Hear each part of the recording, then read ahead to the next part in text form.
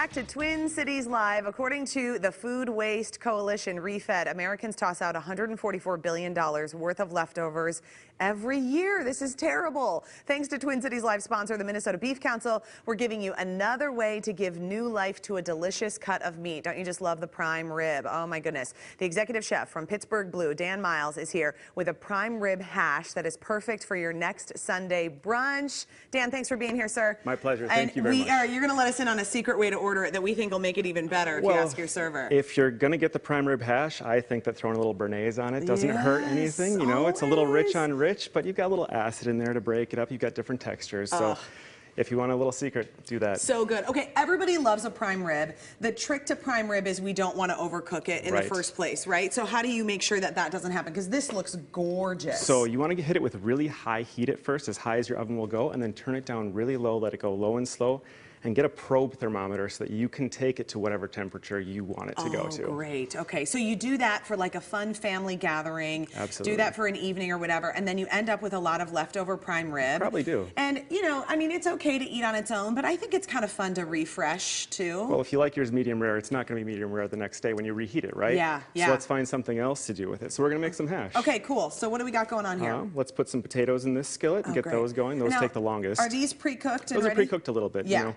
we don't have 40 minutes here, so. I know. I do like to, though, like, boil a couple potatoes, keep them in the fridge, because then you can crisp them up any time with whatever you want. Yeah. And this is going to go fast, so if you want to cut up some onions for us. I definitely want to. I'm happy to help. What do you want here? We'll get those going. Just cut some slices. Oh, slices. Yeah. Okay, well, that's easy. Super easy. Good. We don't need a lot because we're not making any for an army. But okay. What do you think? Is that a good amount? That's beautiful. Toss it in the pan. All right, toss in the onions. Very good. And so a hash really, by definition, is just like anything you can fit in with potatoes. You probably want some potatoes, right? I mean, potatoes are kind of classic. Exactly. So, you know, we're talking about beef today. You can do prime rib if you have a leftover steak. So you came to Pittsburgh Blue last night and had our beautiful cowboy ribeye. For sure. Use that. Okay, that's a good idea. Use beef summer sausage, whatever you want. Some people are thinking, like, you go to a restaurant, maybe you don't take the rest of your steak home, but totally do it and make this with it. Absolutely. I think this is also a nice way to get vegetables in the morning, which is like the one meal that a lot of us kind of struggle with trying to get some vegetables in. But if you're doing this kind of a savory dish, then you're all set. Yeah, this is health food right here. It totally is. It actually really is. We got all kinds of vegetables. Very healthy. So we've got our prime rib. We're going to sear this off. You want a really hot pan for both of these because you want it to get caramelized before it gets mushy. Okay. You know, it'll start to break down. We don't want that. We want that nice Maillard reaction, that caramelization, that nice browning on everything. So that's the complaint. So you want really high heat. If you're getting a hash that kind of feels like mush, it's because you weren't using a high enough heat. It's a technique, yeah. Okay, exactly. All right. That's good to know.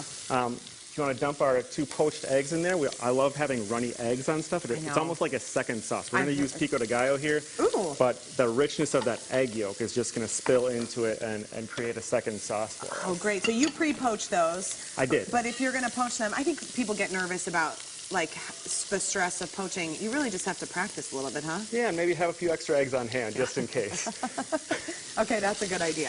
This is really exciting about your news about Pittsburgh Blue, though, because I know you guys are at Galleria and you've been there for a long time, which people know you and love you there. And then you've got your Maple Grove location, which is where you are. Exactly. And then new news, huh?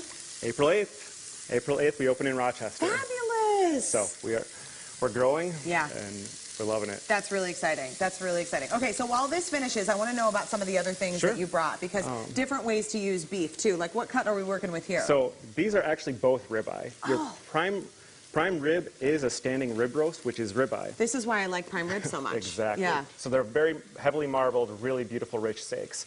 This happens to be our cowboy ribeye, which is our 22-ounce bone-in. And then we've done it Oscar style, meaning that we have asparagus and crab cakes with a little bit of béarnaise sauce on top. You can't get any better than that. The asparagus is there to just show you, hey, something green is happening, and everything else is just luscious and rich and delicious. The asparagus will say, hey, he's with me, it's okay. That's good.